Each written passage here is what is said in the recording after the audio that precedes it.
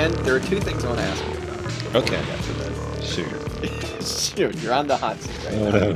One is, how do you feel about, I don't know if you saw, I mean, we kind of all knew this was coming. I don't know if you saw the like bourgeois press or whatever, basically coming out and being like, 1.5 degree warming, we're going to get it probably before 2027.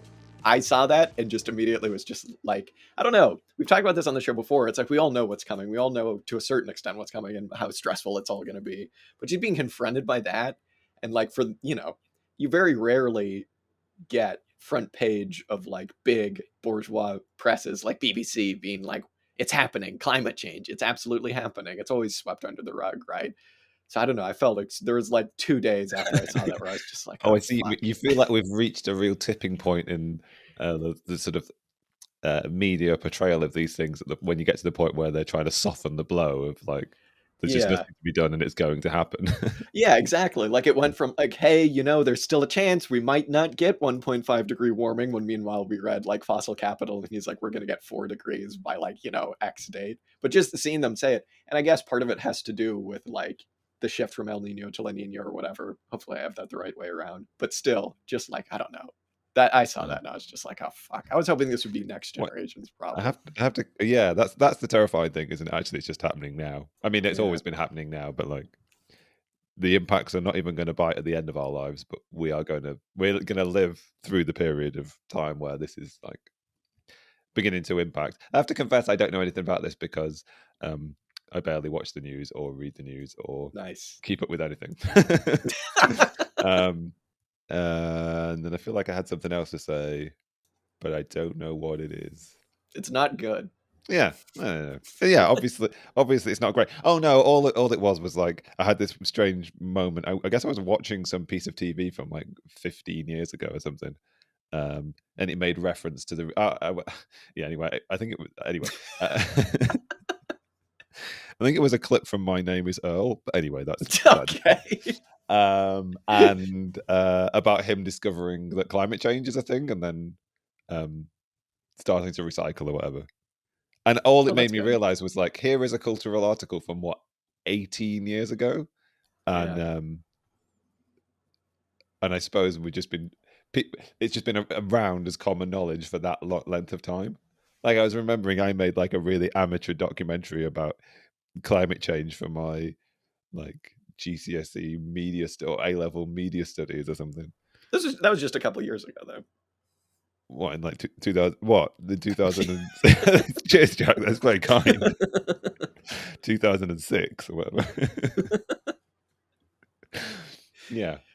Anyway, I mean, I don't know what to say that wouldn't be cliche, I suppose, in the sense of like, yeah, we've known about it forever and nothing's happened. And and I guess it's interesting. I'd be curious to know what the tone of the announcement was. Was it like, research now shows that blah blah blah blah blah, or was it like, I guess, or what?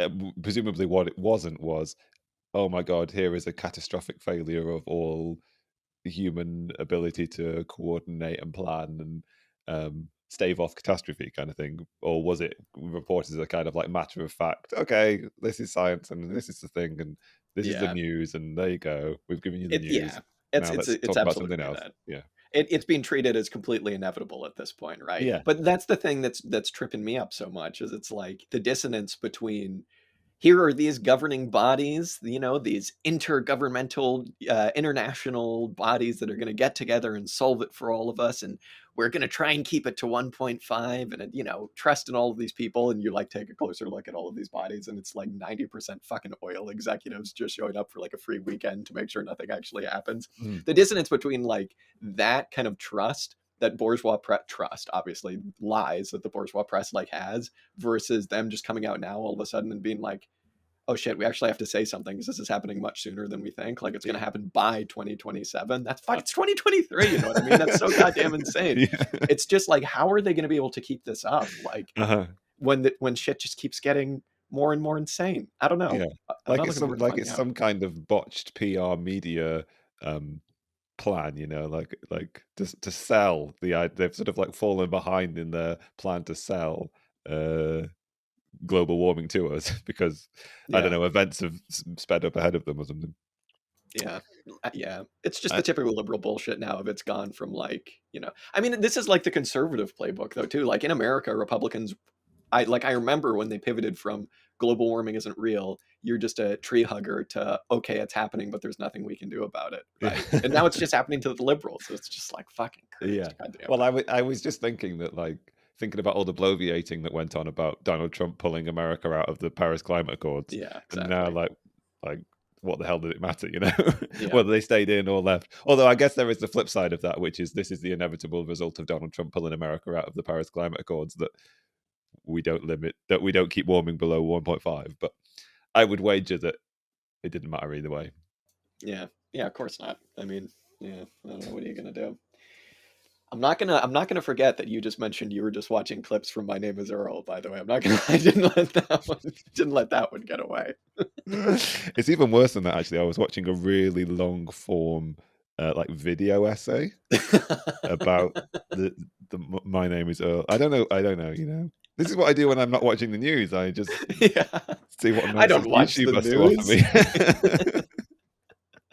Oh yeah, if I say something like I don't watch the news, it's not because I'm engaged in some more intelligent academic pursuit, right? It's just, my attention span has lessened to the point where I'm watching an hour and a half long video essay in 5 minute chunks every time it recommends me the same video. Exactly. Yeah, that exactly. Oh, Having dear. never watched My Name Is Earl and never going to have, well, Okay, I was gonna ask. That was my next I question. probably watched a few episodes, but not really knowing what it is. That show Um, was alien to me as an American. I can only imagine what it was like as a British person being like, "Wow, is this America? Real America? There it is."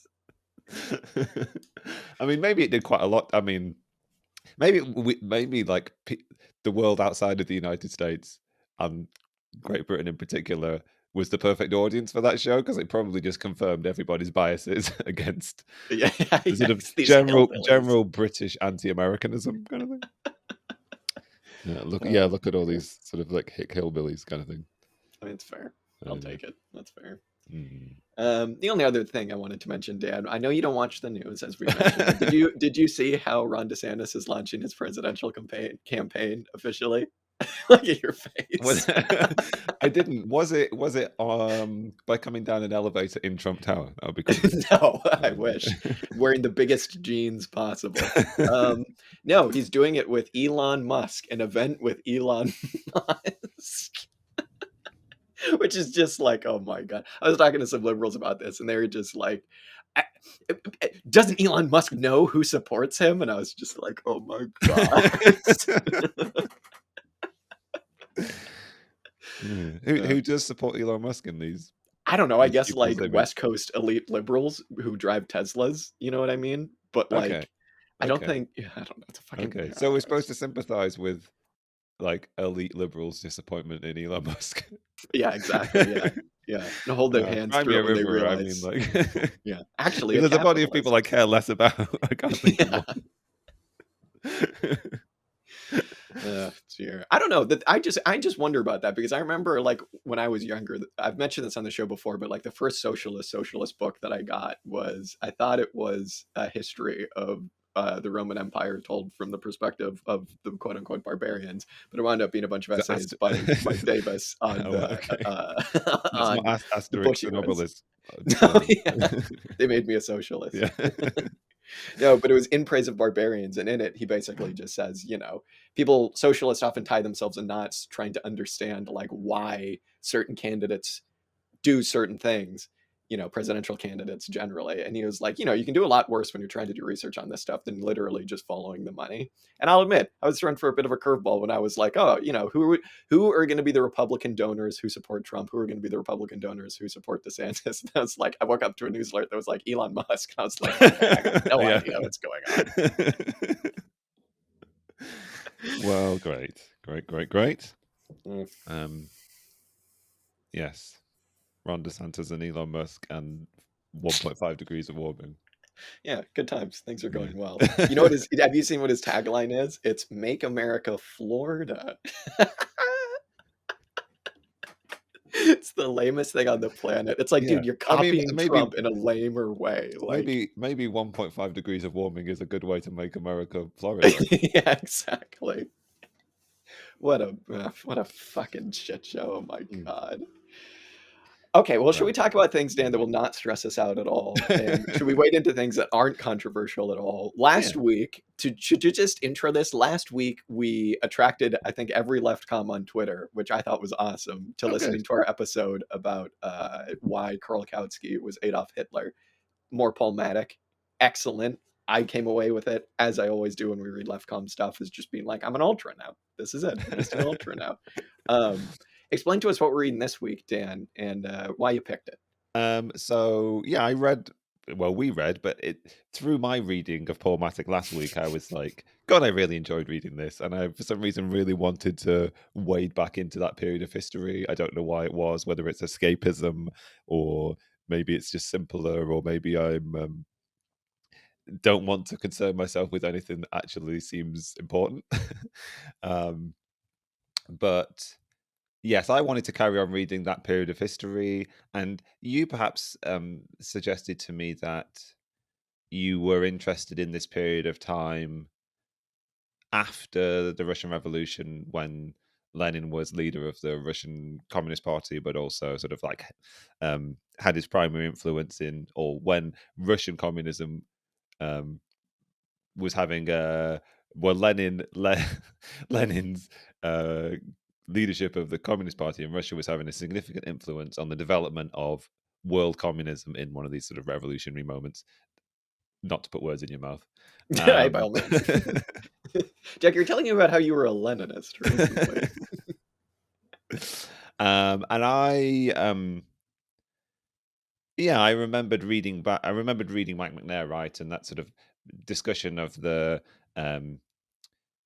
period of the first few congresses of the Third International, the Communist International, the Comintern, and sort of his portrayal of how they were quite pivotal in the development of the subsequent like centuries worth of political organization that's been done by Marxist parties. And basically, what I was doing was, as you do when you want to start researching something, I was reading Wikipedia, and I realized that lots of the references for the article on Wikipedia on the 21 conditions for membership of the Communist International made liberal reference to John Riddell and who is part of a project, or has been part of a project, to publish as much as sort of, I guess, translate and publish as much of the materials that exist from the sort of first-hand documentary materials that exist from the history of the first four congresses of the Communist International, which were the ones that happened whilst Lenin was still alive.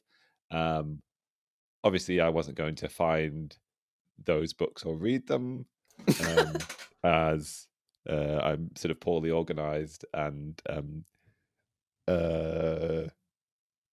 I'm unwilling to commit my time to studious academic research, as we've already discovered with my discussion with not watching the news and watching YouTube. And then discovered that John Riddell had a very comprehensive blog on which there were a great many interesting articles. And I suggested that maybe we would read two articles, or an article in two halves, the titles of which I can't remember. Is it Party Party organization? Organization in Lenin's Comintern? Yeah. Yeah. Yeah. How did you feel about that recommendation? Okay. Here's I was a bit Well, of a not even a roller coaster. recommendation. I was just sort of groping the dark for something that might be interesting to read, and I thought I this seems like a knowledgeable guy who, if he is partisan in his writing, will at least be obvious and clear in his partisanness, and mm. you know what? Yeah, I mean, it's the guy who's organizing like all of the papers from the Comintern, right? So it's yeah, like you he seems like this guy the knows what guy. he's talking about. Yeah, You would hope. I went from being like, you recommended this, and I was like, oh, cool, yeah, let's get into it. Let's we've read Paul Matic a couple times. We've read a lot of the criticisms of Leninism and just of the kind of like old workers movement, right? And I was like, let's really get into it, because really what this is trying to talk about the phrase uh, democratic centralism, right? mm-hmm. And trying to suss out what it is that actually means.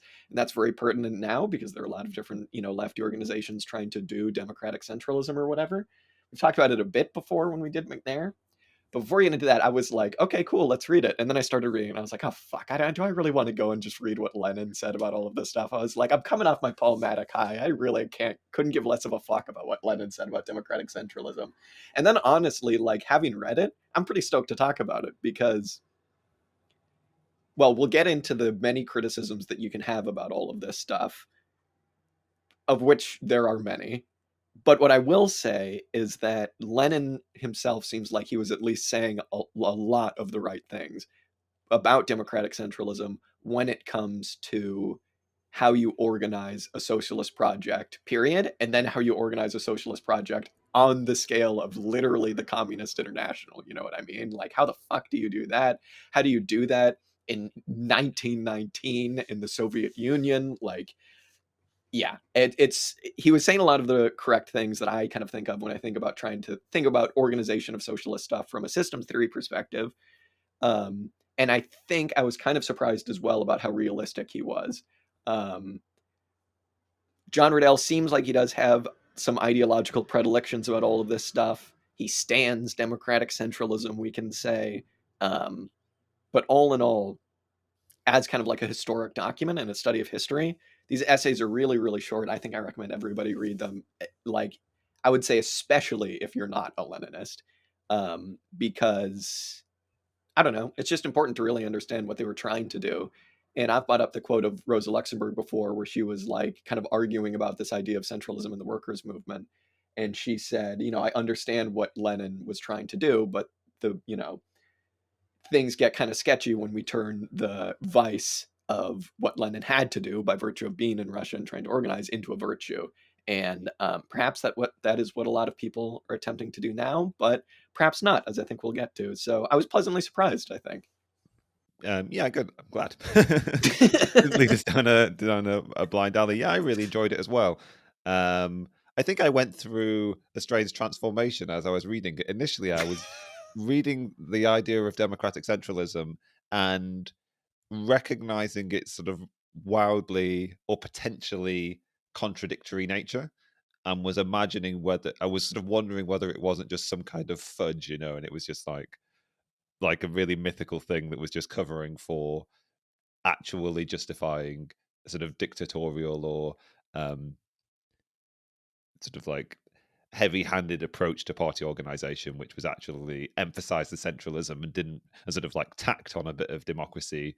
Um, as I read through the articles, I came more to recognize the value of the term. I'm really interested that you thought that it paired perhaps well with at least some of your thinking around the viable systems model. I know you think about that a bit more than I do. So it'd be interesting to hear how you think it compares. Because I was wondering whether it didn't contradict heavily, or maybe um, the notion could do with some enriching through a synthesis of it and some of the principles of sort of viable systems model organizing of organizations. But maybe we'll get onto that in a bit. Um, yeah, I think you're right that it does have contemporary relevance because there are a lot of parties that small Marxist parties that describe themselves as having a sort of democratic centralist form of organization. Um, what's really interesting about it is actually coming back to this fact that John Riddell is like a compiler of first-hand documentary evidence. These two essays, though very short, are full of references to what all of the important parties were saying, what various what the Communist International or the various member parties of the Communist International were doing and saying at the time. Which is really vital because it's possible for Marxist parties of today or academics or whoever to say certain things about what they mean by democratic centralism. But what Riddell's doing here is going back to the primary evidence or the primary source material and saying, well, no, these things that we think were important now weren't actually particularly important to these debates. And actually, what they were trying to do was X, Y, and Z thing.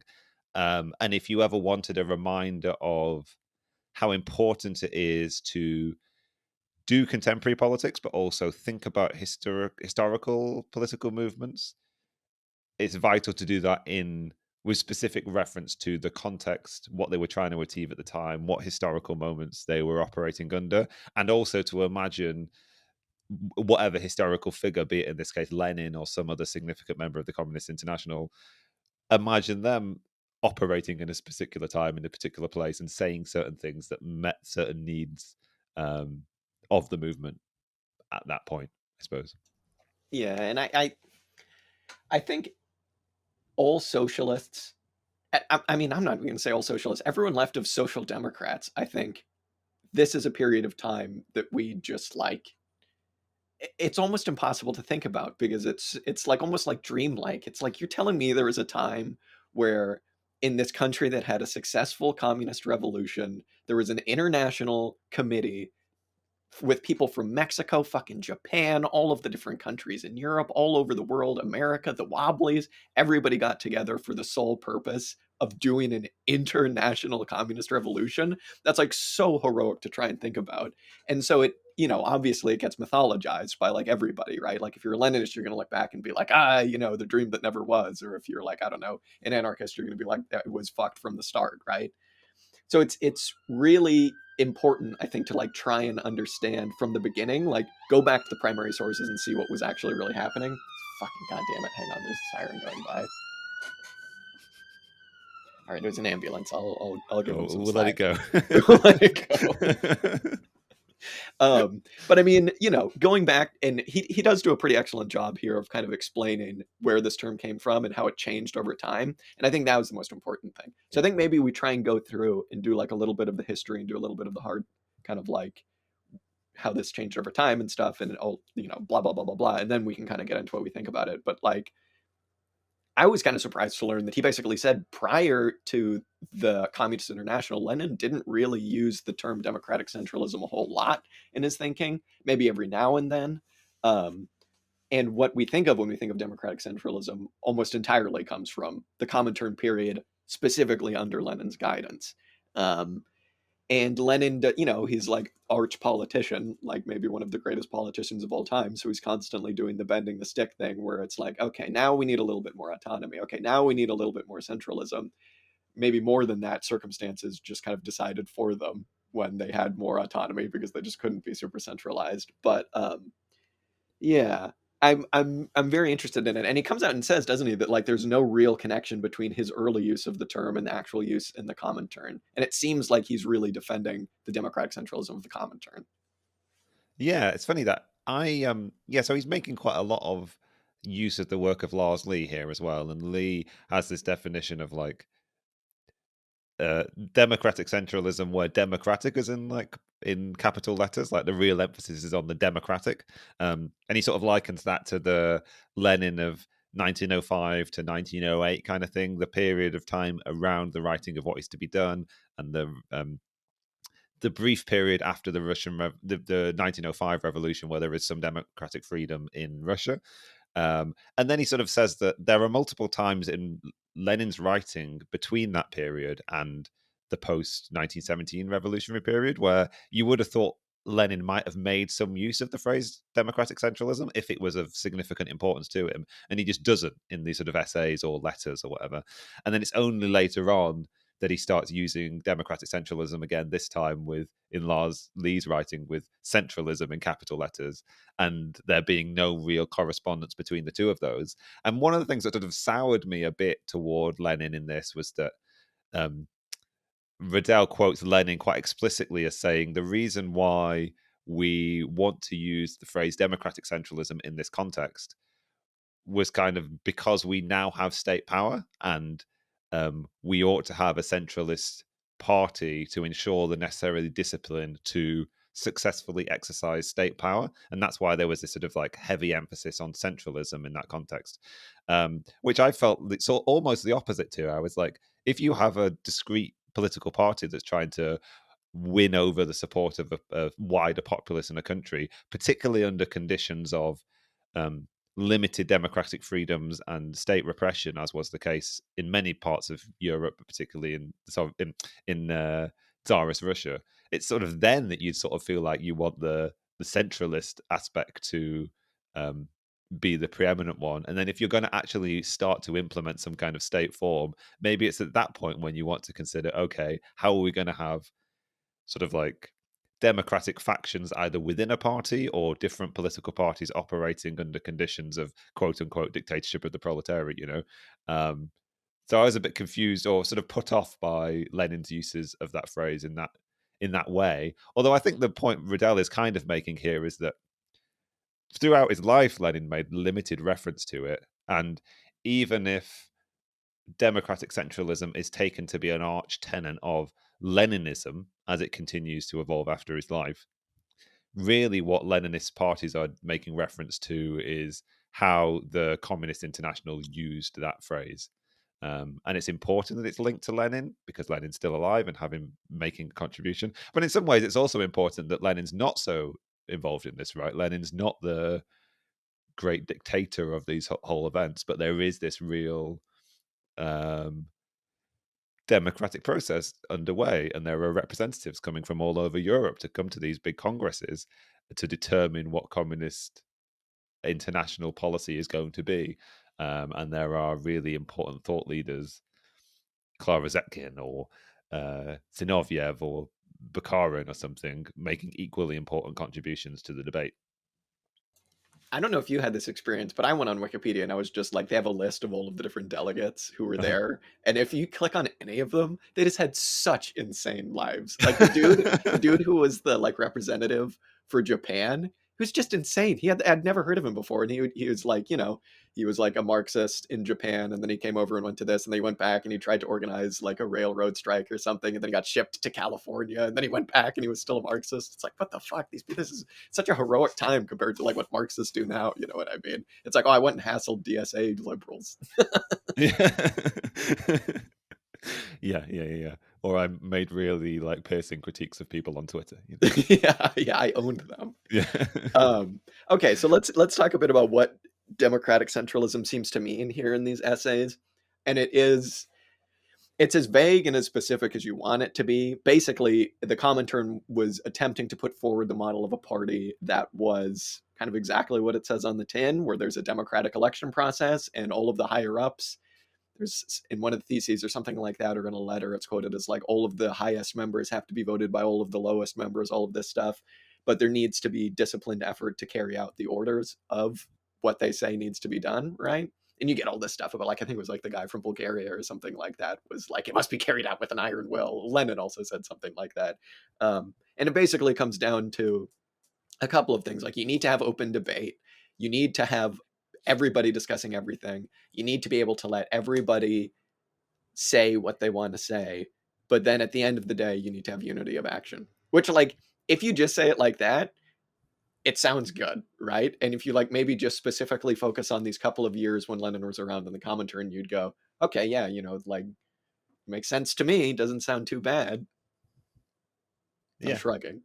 Yeah. The audience can't see Jack shrug. Not shrug in an apathetic way, but shrug in a kind of like, I don't know. yeah, isn't that just like obvious? Or maybe it's not. Maybe it's an I don't know. Yeah, this was when I was sort of coming around to the idea that, I mean, as you say, said in the sort of like vaguest non-committal way, it feels quite obvious, right? Particularly if you're organizing a political party, there needs to be the fullest democratic decision making and debate when it comes to determining what party policy is going to be. And then if you're going to effectively work as a party, everybody for the most part is obliged to then do their best to implement whatever that democratically determined policy is going to be. Yeah. And I think it would be way too simple, because for a lot of this, I was looking for the point when it just turned into, this leads directly to Stalinism. This leads directly to Stalinism, but it's like, I mean, I don't know. Like, yeah. I mean, I want to say, policy. Sorry. Yeah, go ahead. Go ahead. No, I just feel like Riddell's like answer to that would be Stalinism led to Stalinism, or like Stalin led to Stalinism. I suppose so. Yeah. Maybe I mean, that's too crude because the first book I ever read on this stuff was when I was young. It was probably not too long after I got that Mike Davis book, and I was like, socialism, eh? And I found this book at the same bookstore that was called Three Who Made a Revolution, and it was literally the thesis of it was the Russian Revolution was made by three people, Lenin, Trotsky, and Stalin. And it's like, you see that put, like, that's an incredibly liberal anti-materialist like viewpoint of how that revolution happened. Like, obviously a dog could tell you that, but maybe not, because like you see a lot of socialists say it. And like, I think maybe it might be a cop out to just say that Stalinism led to this. I don't know. I mean, at the end of the day, the function of a system is what it does, and we'll get into that. But I mean, like, I don't know. Like, these people were doing their best. It's not like they were like, and then after we get everybody on board, we'll get Stalin in and he'll kill everybody. I mean, it's the most stupid thesis ever. Like, you only have to read any sensible, any comprehensive history of the period of time between, like, the build-up to the February Revolution in Russia in 1917 and then the October takeover of power by the Soviets and by the Bolshevik Party to see that it was the masses were making decisions, the Soviets were making decisions, and most of the time the Bolshevik Party were saying that it wasn't time to do something, and then the masses decided to act anyway, or like the Yeah, Bolsheviks just didn't see something coming, or like exactly. The had no revolution idea what was, they were doing, what to do. Like, yeah, exactly. I mean, it even gets into like, how do you even define the Russian Revolution? Because it's like the Russian Revolution to me is like everything up until, like, I'm not slagging on him, because if I was a Bolshevik, I probably would have been like, fucking do it, take power. But like, it feels to me like the Russian Revolution is everything up until the point when the Bolsheviks took power. And then that was like Lenin's coup. And then from there, it was something else, right? Like, the revolution was the working class doing the work of the working class. And then the Bolsheviks were like, hey, maybe we can help out a little bit here. But then also, like, you know, like, at that point, the Soviets did have like pretty large membership of, like, they did have large representation of the Bolshevik party. So, you know, I don't want to like slag off the Bolsheviks too hard, but like, at the end of the day, the revolution, yeah, we know this. It was the actual working class. If you're a materialist, you believe that's how yeah. revolutions work. I mean, I feel So, like what happened was everybody else of significance absented the political field and just sort of left the Bolsheviks as the only yeah, people that were still going, you know? Like, yeah, everybody else had just had enough almost. stick But to I your don't know. guns. Yeah, what? Yes, yeah, yeah, yeah. So in reading some of this, just to go off of that point, he quotes at length a lot of the 1921 theses on organization, where they were kind of like, Mhm. okay, here's how your party needs to be organized, here's how we need to actually do things. And one of them, thesis 6, is really fascinating, but I found myself a couple of times throughout this essay just writing how question mark it's in the Mm. margins of all of this. And one of them is, when they're defining democratic centralism, it's democratic centralism in a communist party should be a truth synthesis and fusion of centralism and proletarian democracy. It's like, wow, This thank you so much for that. it's bits of this, it's quotes like that was reinforcing my first reaction to this idea of democratic centralism, where like, is this just some kind of like mythic use of the idea of dialectics without actually imagining how that synthesis is going to take place, or whether even dialectics governs this relationship, you know, or like, I mean, I was, a question that I was toying around with in my head was like, is this discussion of democratic centralism, is all of this just a matter of the questions that we ask ourselves, like, when about organizing, when we deal solely with sects? You know what I mean? It's like, it kind of seems to be, yeah. Because one thing I found interesting is when we read people like McNair, and we read this, there's a real focus on the political part of political economy at the expense of the economic part of political economy. And then when we read like the councilists, you know, there's no focus on the politics really. And because that has to do with, because of like this influence from people like Grossman and Maddock, where they're kind of thinking like, you know, these things are all kind of tied to the economic situation of capitalism. And one of the reasons that you can't tie your lot to unions or to like bourgeois parties and entryism is because they're all tied to the fate of capitalism. It needs to be something outside of it all, right? So like, I don't know. I don't really know where I'm going with that, other than just like, it is interesting to kind of see this focus kind of purely on the political here about organizing. But again, they were doing something that's very different to what we're trying to do now. So yeah. And I mean, I think you make a really important point when you bring up the idea of um, the sect, right? Like, the people trying to implement or modeling themselves on a democratic centralist uh, form of party organization nowadays are just sects, and they operate as sects. And there is a vagueness to these pieces of terminology, as you say. If you look at that, those conditions, those what they call conditions on party organization, theses theses. on party. There's so a little bit of the history, right? Sort of like, there's the 21 conditions of membership of the Communist International, and it's in several of those that you get this quite significant use of the idea of democratic centralism. They say all the parties need to be organized in a democratic centralist way. I think this is condition 12.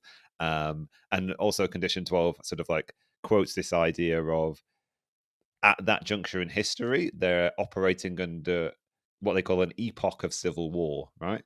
And one of the reasons why they justify this requirement to organize in this democratic centralist way, sort of coming back to what I was saying before, right? There are particular specific historical conditions that are happening. They think, still at this point, they think they're on the cusp of some kind of international revolution. Revolution is going to break out in a whole series of different countries.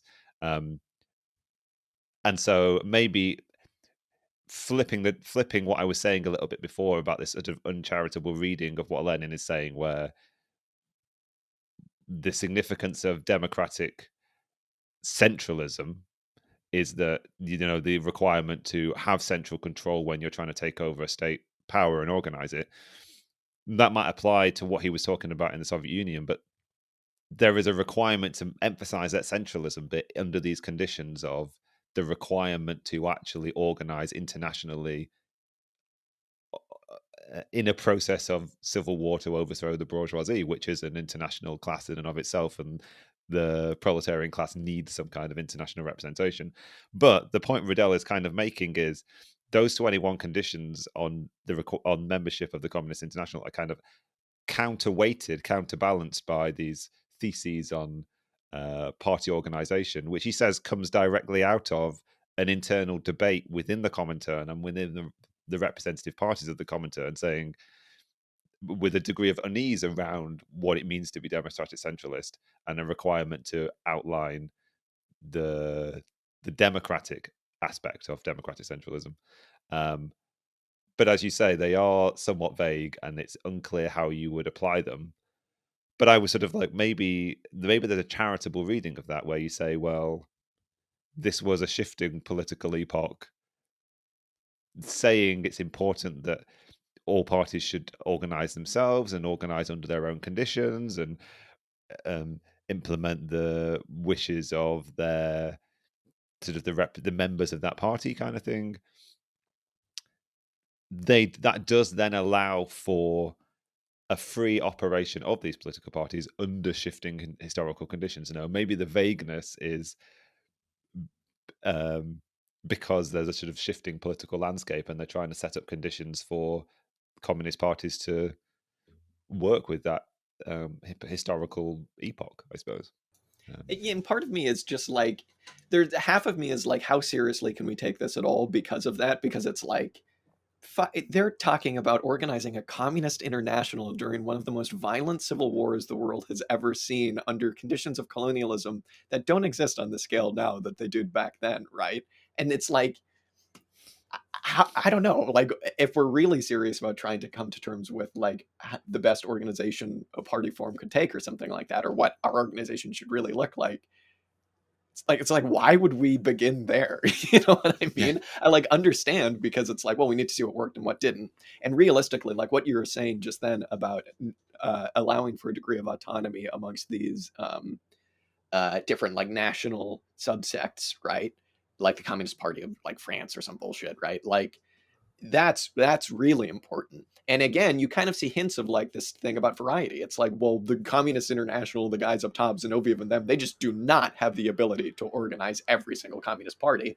So when you kind of hear Leninists say like, well, see, they allowed for a degree of autonomy, it's like, because they literally had no other choice, you know what I mean? But that's the interesting thing. It's like, I think they also recognize that. What the fuck was that one paragraph about the Freemasons stuff? Oh Did that yeah, I catch didn't you understand off any of guard? that. I printed it out and it was like Trotsky made a decision to ban all, and then I like turned the page and it was like Freemasons. I was like, Yeah, I mean, I just so there were sort of like three examples of the ways in which the general, whatever it's called, the Central Committee of the Communist International intervened. And I think the case Riddell was really making was that the Central Committee, or whatever we're going to call it, intervened in a relatively few number of cases, and its interventions were sort of like not piecemeal is not the wrong word, like somewhat even-handed and kind of like deliberatory and not sort of like they're not bringing the iron fist down. They were just it was compromise searching, right? What often in these instances they were brought in to find some kind of compromise, and for some reason this inability for the three fractions of the French Communist Party to unite into one party to then join the Comintern or whatever, for some reason that hinged upon a condition that the International had made 2 years earlier that outlawed membership of Freemasons, of people being both Freemasons and members of communist parties. But That's what made me be like, this is from a yeah, different time. but I did not understand. I did not understand. Freemasons keep coming up. They came up in one of the Fauner readings. Eric Fauner, Philip Fauner, one of them. It was a little bit like, oh no, maybe it was the one of the readings we did on American politics. I forget what. They keep coming up, Dan. That's all I'm saying. They keep coming up. Maybe that's what we should be looking into, Jack. Yeah, that's the real next week. Okay. That's the real move next week. I think it's worth pausing on those two, not the Freemason one. It's worth pausing on. That's also just so terminally French. It cracked me up. It's worth commenting on these two spats and the ways in which the examples that he gives and the ways in which the ECCI, I would assume that's like the Executive Committee of the Communist International, dealt with things. So I'm just going to read him out real quick. He said that in Italy, the Comintern section was held to have sabotaged a Fourth Congress decision to seek fusion with the Italian Socialist Party, long a Comintern supporter, but social democratic in tradition. The ECCI voted to alter the party's national leadership to secure representation within it of the Italians' pro-fusion minority. Blah, blah, blah, blah, blah. The decision was the first such ECCI intrusion into national leadership. However, the ECCI did not challenge the majority control of the section's elected majority leadership. And then again, he says in Bulgaria, the Communist Party refused to defend the ruling Radical Peasant Party, which I don't know anything about them. Sounds pretty cool if you ask me. Hopefully it wasn't some like genocidal, like horrible party. Against an attack by a murderous right-wing military coup, the ECCI report criticizing this failing was a stinging blow to the authority of the Bulgarian section's leadership, but the ECCI plenum, whatever, made no move to alter its composition. So he's kind of using these as examples of the kind of like democratic and autonomous part of democratic centralism, right? So he's saying that like, here's the ways in which the Central Committee kind of just left things up to everybody else. They made their decisions, but then also they kind of didn't really follow them up. And like, I kind of feel like in Mike Duncan's Revolutions, one of his theses is when Louis was not assassinated, when he got his head chopped off and when King Charles got his head chopped off, a lot of that had to kind of do with shifting. They say they're going to do one thing, they're going to crack down really hard, and then they kind of don't follow it up and they don't. You know what I mean? And I kind of see a little bit of that sneaking in here where it's like, well, you kind of need to either be one or the other. Like you made a decision that was kind of like a big blow to the Bulgarian party's leadership, and then you kind of just didn't really follow it up with anything after that. Like, it's interesting. I don't really know enough specifically about the history, but it is an interesting example in whatever point he's trying to make, whether it's that, see, look, they allowed for autonomy, or if the point is they allowed for autonomy because they just couldn't do anything else. I don't know. It's interesting. Yeah, that's an interesting contradiction which I hadn't really thought of, but I think it is fundamentally true, right? You like, is it the case that they were powerless, or is it the case that they were deliberately taking a strategy that was a fudge, right? It's clearly a fudge. I don't quite understand these historical cases, and even in those two short paragraphs explaining them, I didn't get enough to really understand these historical cases.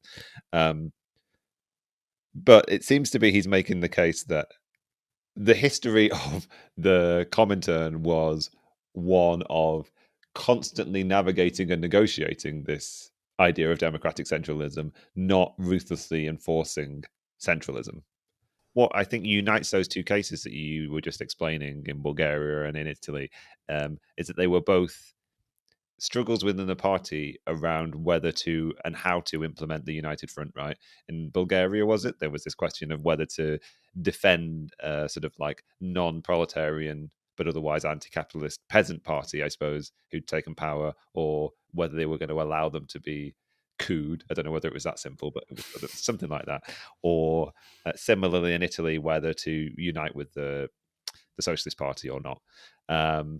And there's a sort of interesting discussion to be had around this idea of the United Front, simply because it seems in Riddell's description, it's a case in which the executive committee of the Communist International has to intervene multiple times. There's another instance in Norway, which we can talk about in a minute, where the ECC ECCI, I think. CI um, intervenes in actually what works out to be a relatively catastrophic way, um, and sort of proves itself to be relatively impotent in its ability to actually broker truces.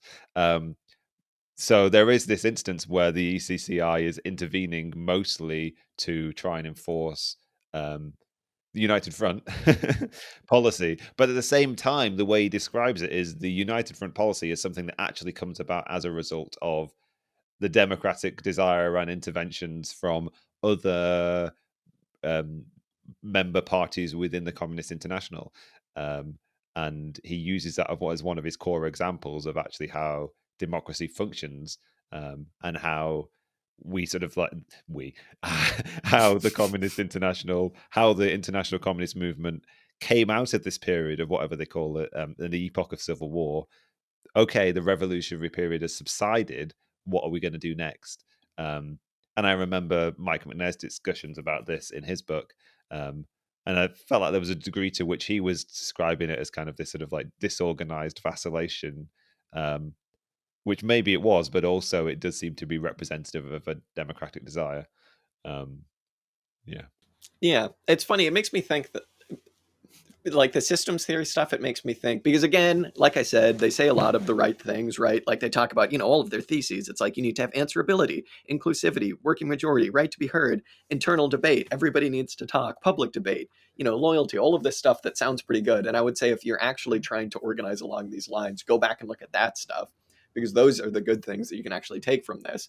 But like the idea, it kind of seems laughable in retrospect that your meta system, your systems 4 and 5, that could just be like one executive committee for the entire planet. You know what I mean? It's like that Yeah. just clearly was not going to happen. And Yeah. I understand, they wanted to have unity of action. And if we're actually going to overthrow the goddamn capitalists in a way like we did in Russia or whatever, like we are going to need this kind of centralism. But this just goes to show this is exactly what Beer's talking about. You can't have a system, a meta system that small for the entire planet. It's just not going to work because they're going to fuck up. They're going to do their best. Like I'm not, we're clearly not saying that they had like evil intentions with this stuff or whatever, but they're clearly going to make mistakes, and those mistakes like kind of ruined like some of these parties, and like maybe set back socialism for some of these countries by some time, or at least affected its path to socialism or whatever. So it kind of gets into, when there's another quote from Lenin here, which was really, really good. And this was like Lenin's last address to the world movement right before he dies. And this is, kind of, it's a bummer, but it's also kind of funny. What does he say? He says, although prepared to subscribe to every one of the 50 or more points, Lenin said the resolution was too Russian and incomprehensible to non-Russian communists. Everything in it is based in the Russian experience, he said. Non-Russians will not understand it and they cannot carry it out. The most important thing for all of us, Russian and non-Russian comrades alike, is to take time to study. And that totally just speaks to the variety of what they were trying to do, right? Like, Lenin totally understood this. Lenin wasn't some big bad iron fist guy that was going to try and sort all of this stuff out and drag everybody into communism, all over the world. It's exactly, was it in the Polmatic reading last week or 2 weeks ago, where he basically quotes Lenin as saying, okay, whatever, Rosa Luxemburg was right. All of this stuff is basically just based in the Russian experience. Lenin understood that, right? And so it is kind of a bummer that like he dies and they go forward with these plans that were so thoroughly developed under like extreme repression in Tsarist Russia that like maybe not going to work everywhere.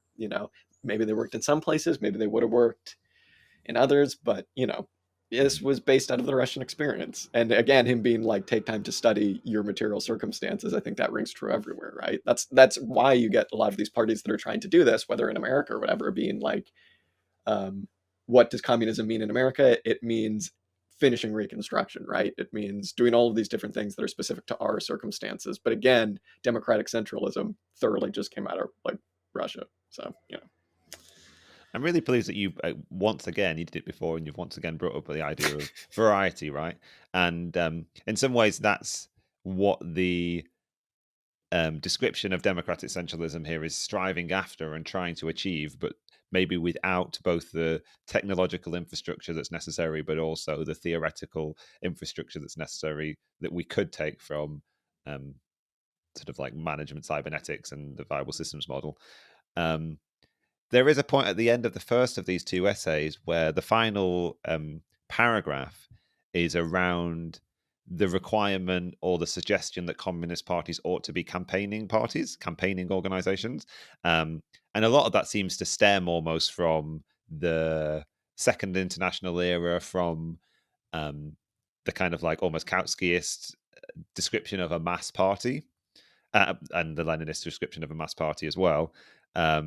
And it seems like it's that appeal to, okay, you're in a communist party, you're a committed communist, you actually have to be fully committed to this process, you have to be organized, you have to be involved in whatever level you are involved, you should be in working committees, what have you. It's that sort of like unity in action, which seems to be the kind of like intended to be the generative aspect which like maintains and vitalizes the democratic core of what they're trying to do, but also in cybernetics language, it sort of like supplies the variety that meets the needs of every political condition that they find themselves in. And I thought that was quite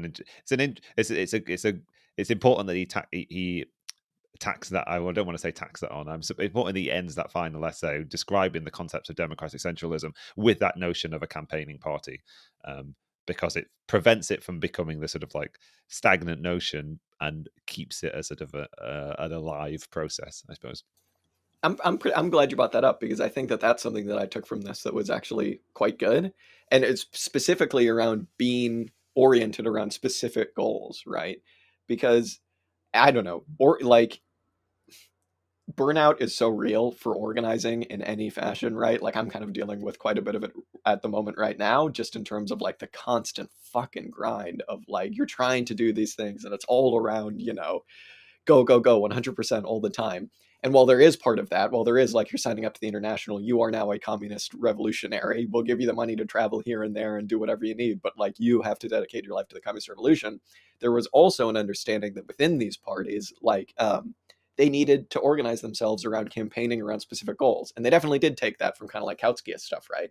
And I think that's really important. I think that like if you just tell people this is the most important thing of all time, if you every moment you have to be doing this. If you're not constantly working towards communism, you're a bad person, you're a horrible person. Like not only is that just not going to work because people are going to get burnout and do bad jobs of everything they try and do, but it just doesn't make sense from like a systems theory perspective, right? Like you can't organize everybody for mass pushes 100% of the time. You need to be like, okay, here's what we're going to try and do. We're going to try and fucking give these homeless people a place to live, or we're going to try and make the buses better, or we're going to try and get this person elected. And you all organize specifically around one goal, and you do a mass push for that, and then things die down, and then you get everything together again, and then you do it again, and you go from there. Like there is this kind of cyclical motion to it, as opposed to just expecting 100% from everybody all the time.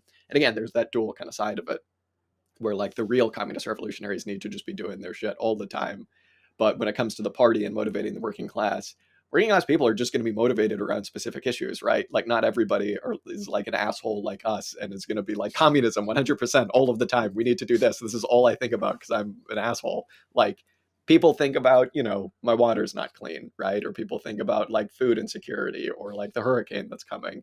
And those are the things that you need to kind of grapple with and get that energy and harness it in the right direction because it doesn't exist all the time. Yeah. What I'd like to do is sort of bring it back to something you said before when you invoked the idea of the sect, right? Because I think there's a question then of like, what's happening with the use of this terminology now? And you could be motivated to say, well, okay, the problem with contemporary Marxist parties is that they are trying to apply the notion of democratic centralism, and it's sort of like there's inherent in this word is the evil of Lenin and his type of organization, and like what they're doing is just sort of repeating that model kind of thing. So the problem is the notion of democratic centralism. But I think Riddell's takeaway from this is that no, at this particular time in history, when we had like communist parties in most communist or socialist parties in most countries in Europe that had tens or hundreds of thousands of members and had an avowed commitment to bringing about the dictatorship of the proletariat, this notion was of use. And one of the points I think he makes in this essay, or another one that I read, was that you would think that this idea of democratic centralism, as we've sort of just tried to elaborate it, perhaps with all of these sort of like notions around democracy and campaigning and variety and a way of implementing that core Marxist principle, which says like the working class will be the liberators of themselves and by virtue of that humanity, and we have to sort of like trust in and rely on and empower them.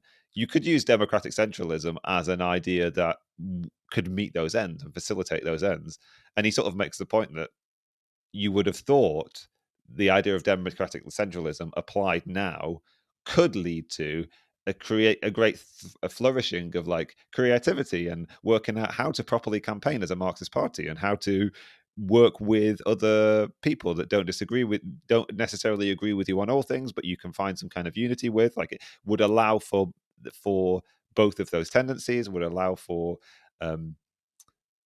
work between different factions. But no, what we have actually is a form of democratic centralism that rules most of these Marxist parties, which actually leads them to have no time for one another, to have developed mostly into parties that are all dogmatically attached to one particular thinking, to one thinker. They're mostly just trying to compete for members from different parties. They're really committed to like beating the other little tiny sect that they split from a long time ago. They're not particular. All the disagreements that make up the democratic disagreements within them are all about like petty disagreements within the party rather than things that are actually questions that are coming from an engagement with the working class, an engagement which they don't really have. So maybe there's a takeaway, I think, which he's trying to say is that like the problem is the sort of sect form that we live under and the really sort of like degenerated existence of the workers' movement in general, I guess, and not necessarily just that democratic centralism is a big bad word. Ruined like Marxism, I I think guess. I'm coming away from it thinking that democratic centralism is completely what you want to make of it. It's Yeah. completely in the eye of the beholder. You know what I Yes. Yeah. mean? It's like how we treat dialectics. It's like, that's democratic centralism, and so is that. Yeah, and the absolute worst thing to do would be to make an hour-long podcast debating the significance of the term democratic Yeah. centralism to Yeah. contemporary Marxist or communist or socialist political organizing. So, Yeah. I mean, because I don't know. I mean, to a certain extent, you could describe the viable system model as democratic centralism because it's attempting to balance a meta system with operations and maximizing autonomy. What I will say, though, is I think that thinking about it just in terms of democracy and centralism is missing kind of the nuance of that metasystem subsystem relationship, right? And that I think that, like, realistically, what you need to be thinking about is how can you just minimize what leadership needs to do and how can you maximize what operations actually does, for all of the reasons we've stated before. And I think the way to do that is to think of this not necessarily as like two contradictory things, but as a mutually beneficial relationship, right? Like, what does the meta system get from operations? It gets less work, right? And what does the operational subsectors, right? What do they get from having a meta system? Something that can kind of do the research into the environment that they can't necessarily do and see the emergent properties of like the system as a whole, right? So like, again, democratic centralism, I think when I hear people say that, I might just kind of roll my eyes a little bit because it's like, yeah, okay, sure, you and everybody else. Because I don't think there's anybody who's like, I'm a centralist or like, I'm, and then just saying democracy would mean you're an anarchist, which I respect and is cool.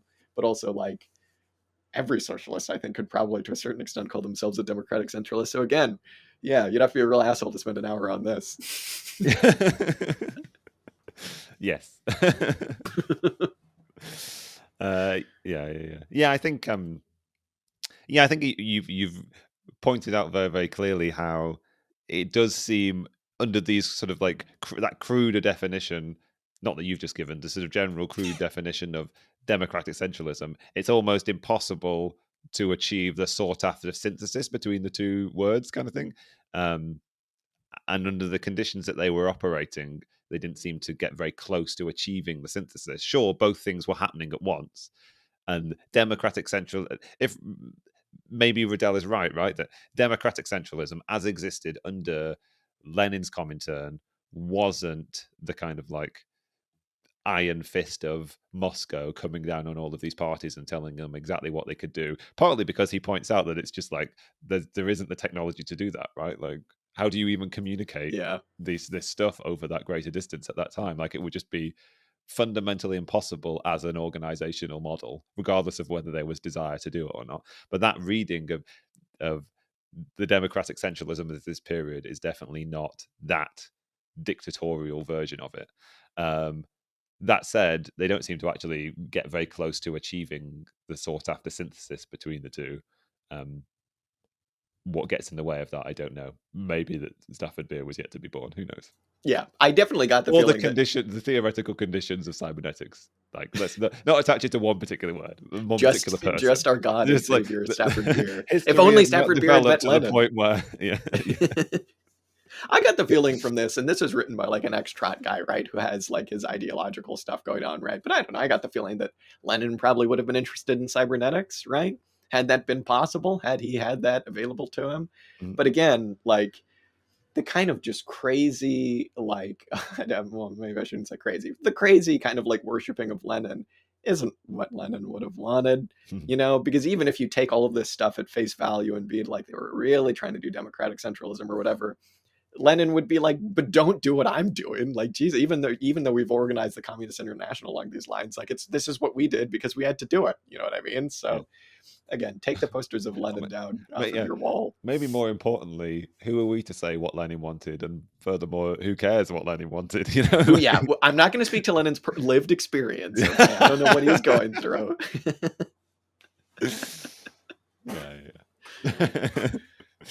But but what do we want? What are we trying to achieve? And what aspects of what Lenin did aligned with what we're trying to achieve? And Yeah, exactly. I mean, again, the phrase democratic centralism at this point, I feel like is emptied of kind of meaning. But what I will say is that I think that besides the historic element of it, the kind of the importance of reading about this stuff is kind of like, you know, some of the theses make sense. And like all of the stuff about, like I said, about, you know, people need a right to be heard, like that, all that stuff is really important. The kind of concrete details of organizing a party around people have the right to be heard. Everybody needs to be heard. You need to set aside time to do that. Don't ban factions. Oh, that's weird. How did that wind up happening? All of these different things, right? Like, maybe not so much the actual structure of how they were organizing that balance between these so-called contradictory things of democracy and centralism, but like all of those little things, the working majority. And like realistically, you know, if you are in a working class movement or a party or something like that, there is always going to be a certain amount of, okay, I don't really disagree with this, but I don't really want to just like go sulk. So, you know, I'll go along with it, the whole unity of action thing. Yeah, I don't know. It's a hard thing to balance. And again, you're just going to have to do it with your own concrete situations. So, you know, don't go looking to Lenin for answers because he'd just tell you to fuck off and read a book. Yeah, do the research. Yeah, do the goddamn research. Well, Dan, as we've been talking, Tina Turner died, which is sad, but also they just had the event, the DeSantis event of, you know, the Elon Musk launching the thing. We could have been doing a live react to that, which probably would have been far more productive. No. yeah, that would have been productive. Yeah, great. At that. All right. Well, I really enjoyed that, Dan. Yeah, and it's been fun dipping our toes back into this period of history because, like I said, it's very heroic and it's very just like, you're telling me these guys were doing what? Yes, maybe that is the big takeaway. This stuff was happening. Yeah. And it's not just, I mean, maybe that's the most important point of this whole thing is like, democratic centralism, this piece of terminology was not the invention of Lenin. It was the invention of a sort of like movement in action, a sort of a mass political movement. And however flawed its results were, or even the notion is, this stuff was happening. And there was mass revolutionary politics. Yeah. And one thing we didn't even mention that actually affected this more than everything we actually discussed about how these people felt about their organizations and stuff, the actual material conditions of what was going on. You know what I mean? So it's almost like the workers' movement is actually tied to, you know, the material conditions of reality. And yeah, what are you going to do? Such a bummer looking into this stuff and then being like the Comintern was around for a long time and then it was shut down because Stalin didn't want to like upset, you know. Yeah, that sucks. And you replace it with the Communist Forum. Oh, great. Yeah, exactly.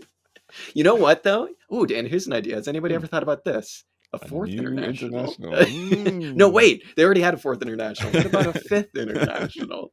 It's time, Jack. It must be time. It's time. We'll get all the podcasters together. The Podcasters International. Yeah. Great. Okay, well, that was really, really fun. I enjoyed that. One last thing. I wrote something for the Black Lamp, the journal. Go check that out. It's like an introductory thing for food systems for socialists. It's not very in-depth. There's a lot in there about soil ecology because I like soil ecology, but it's also, just a call for people to take this stuff seriously. So there'll be a link down there for that. Honestly, there'll be a link to the Black Lamp. Just go read their other stuff. Their editorial. Very good. And they talk about a lot of this stuff. So go check that out. Good stuff. All right. Well, we'll be back, Dan. I'm seeing you this weekend, which will be very nice. Yeah, I'll see you in a few days for the first time since October. Yeah, it's so weird. I feel like I see you all the time, but also it's strange. I haven't seen you in a long time. So yeah, I know. It'll be nice. It'll be very good. Yeah, I lost a leg in between when you saw me now. Okay. So I'll look very different. I'll be hobbled. What are you gonna do? Okay. Well, thanks, Dan. I really enjoyed this, and see you soon. Yeah. Bye. Thanks, Jack. Thanks everybody for listening. It's been fun.